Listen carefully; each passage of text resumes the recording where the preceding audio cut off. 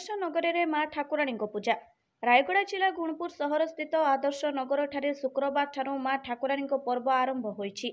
5 दिन व्यापी पर्व अनुष्ठित हेबाकु थिबा बेले 12 तारिख रे शोभायात्रा अनुष्ठित हेबो। एथिपाई आदर्श नगर अंचल उत्सव मुखर होई पड़िछि।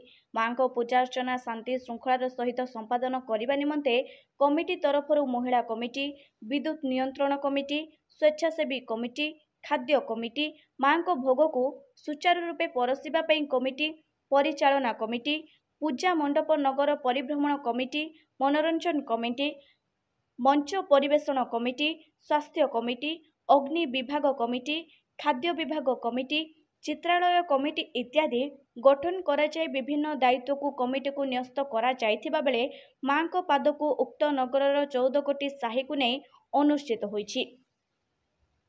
उक्त नगरर प्रत्येक साही को सुंदर आलोकमाला साजसज्जा करा जायथिबा बेले विभिन्न प्रकारर बजार उठा दोकानी भिड़ देखा मिली।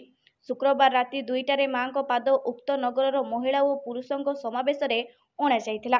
5 दिन यात्रा रे विभिन्न प्रकारर रंगारंगी कार्यक्रम को परिवेषण करा जिवो। गतकाली दिन तमाम विभिन्न प्रकारर आंचलिक नृत्य को परिवेषण करा जाइथिबा बेले संध्यारे उभय पुरुष और महिला छोट पिलांकु नहीं डांस प्रतियोगिता, सुंदरी प्रतियोगिता, बिरियानी टेस्टी प्रतियोगिता भली अनेक कार्यक्रम करा जाइथिला। एही 5 दिन पर्व रे प्रतिदिन शताधिक भक्त माँ को भोग को सेवन करी निजको चिरातार्थ करथिले। एही यात्रा रे पूजा मंडप निकट में लोकों भिड़ जमी थिबारु कमिटी तरफरु स्वेच्छासेवी कमिटी द्वारा नियंत्रण करा जाइथिला। परिशेष रे नवनिर्वाचित एमएलए श्री सत्यजित गमांग, गुणपुर उप पौराध्यक्ष श्री शिवप्रसाद गौड़ माँ को दर्शन करी माँ को आशीर्वाद ग्रहण करी शेष रे पूजा कमिटीर सभ्य मानक सहित उक्त नगरर समस्त सदस्य उपरे आलोचना करी एहाकु तुरंत समाधान कराजिबो बोली उभय एमएलए और उप पौराध्यक्ष प्रतिश्रुति नगरवासी को देथिले।